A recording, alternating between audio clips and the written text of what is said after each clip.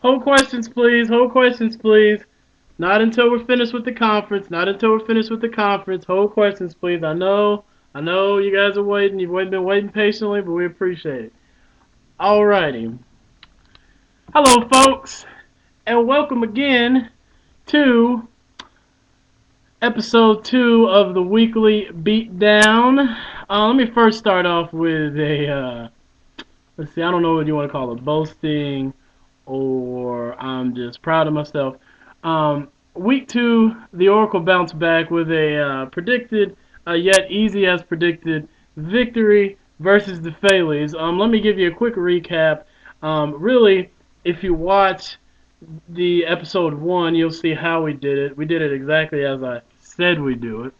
And the 3 reasons why we would beat the Phillies held up and shown to be a perfect example of my genius, the Oracle's genius, if you will. That would be Kenny Britt, Mike Wallace, and Stevie Johnson, both of which scored 30 or more points last week. I even think Kenny Britt may have had 40. So, with that being said, we are now 3-0 versus the Phillies. Maybe later on this year we can make it 4-0, and he can continue his losing tradition to the Oracle. All right, on to week number 3. I'm facing a team with the mud frogs, the mud butts, the mud. Let me see. Hold on. Let's see.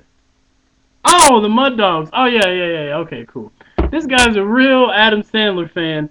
I tell you, the confidence he has in his fantasy football team. If naming your football team after a movie called The Waterboy doesn't say anything about the strength of your team, I don't know what does.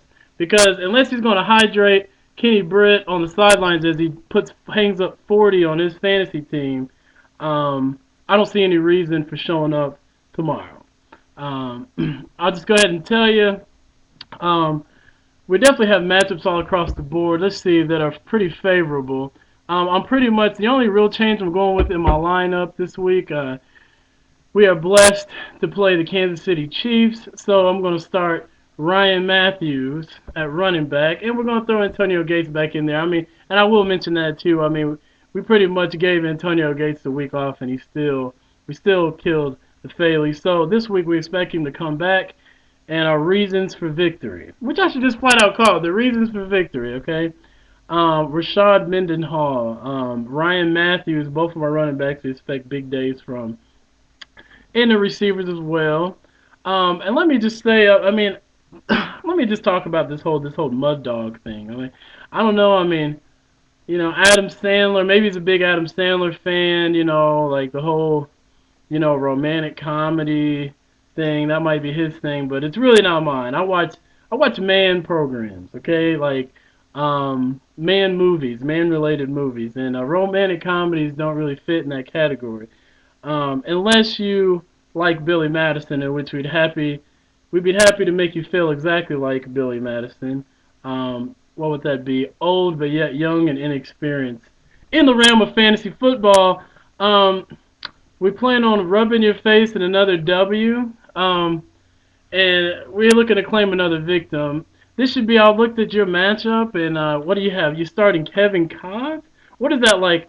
Is that the turd that Michael Vick left in the toilet bowl in Philadelphia? I think so. I'm not expecting big fancy numbers out of that guy. Okay. Well, if you look on my side of the board, you see I have Matthew Stafford. I